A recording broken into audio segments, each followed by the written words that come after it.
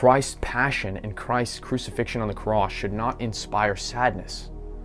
I think it's natural. I'm not trying to beat those people up. I mean, I've been in that position myself where, especially when I was new to Catholicism, when I just come back from many years of atheism, godlessness. I use atheism as a very sweeping term, but anybody who's not actively participating in the worship of God is atheist. They may not choose that word themselves, but anyone who knows the truth and certainty of God wouldn't dare forsake his teachings or forsake his sacraments. So that's how I view my past self. So the next time you pray, I want you to view Christ's passion on the cross, his time being crucified, as a gift and an expression of his love. I don't want to see you cry about it, look at it as something that could have been avoided, that, oh, if I had been there, maybe. These are all thoughts that I think are really natural. But I don't want you to have that get in the way of really viewing the gift that it was. It should inspire gratitude. It should inspire nothing but a thank you. Maybe if you're outside of Christianity and I'm talking to you from a place of where you don't believe, then maybe you need to see and focus on some of those more gruesome details. But I don't think it's something that we need to be tortured with. It is the severity of it, the innocence of Christ at the time of his crucifixion, because there's this illusion that shatters when you become a Christian to the fullest, that you are a good person. One of my teachers explained that to me so early.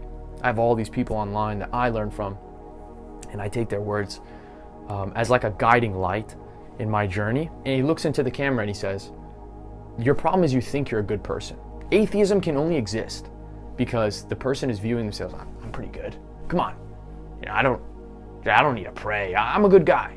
It's like, I've talked about that so much in other videos. It's not about being a criminal. It's not being wrong in the eyes of the law.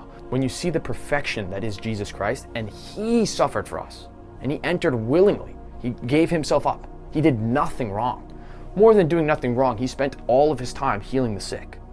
All of his time taking a blind man and making him see. All of his time curing the lame who could not walk and making them walk. And he goes, I'll go through this punishment. I'll go through this punishment that I don't need to. I didn't do anything to deserve this. And then I find myself saying, I haven't done anything too wrong. I don't need to go to confession this week. And it's just like, we got to keep this in mind. When you move through life with that lens of, I haven't done anything that bad, I'm okay. That's pride. And it's like this word pride, I never really knew what it meant.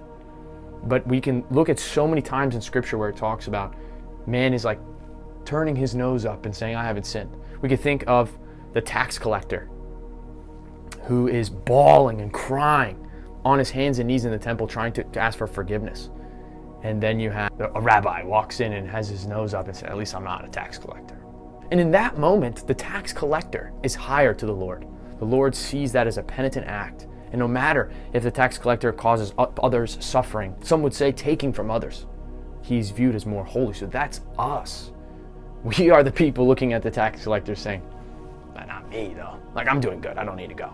And that's the thing with this confession stuff. It's like, I really do believe it's impossible to confess too much, right? We're always asking a priest, what can I do? Like, how often do you think I should go? I saw something that the Pope is going to confession every 2 weeks. The Pope. And he is the highest bishop who is going to another priest as a confessor and saying, please, bless me, Father, for I've sinned. It's been 2 weeks since my last confession. And just getting into it. And I think it's not about you go to confession, get rid of, some of the bigger stuff, and it's done. It's really is a process. And as you grow, you will see that it's sometimes those smaller sins that are the hardest to remove from your life. And I think that that's on purpose. Of course, you want to be making progress, but I don't think that progress negates your participation in the sacrament.